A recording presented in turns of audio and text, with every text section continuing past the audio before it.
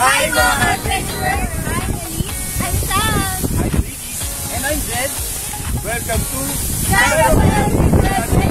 Ngayon, sasamahan niyo kami sa aming adventure at itutur namin kayo sa aming accommodation na Glamping with a Twist.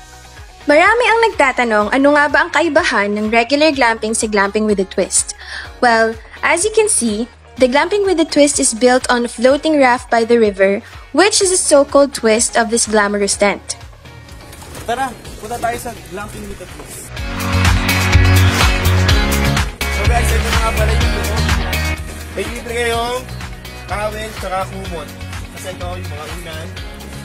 Yan, meron ding electric fan kung nahihilitan kayo. And dito sa labas is meron din mga ilaw. Dito, may enjoy nyo ang fishing at diretso ihaw na para sa masaganang kainan. Wow! Look at that view! Sulit na ba para sa Valentine's staycation nyo or summer getaway ng barkada? If yes, book na! Hanggang sa muli mga ka-adventurers! Once again, I'm Elise. I'm Sam. I'm Ricky. And I'm Jed.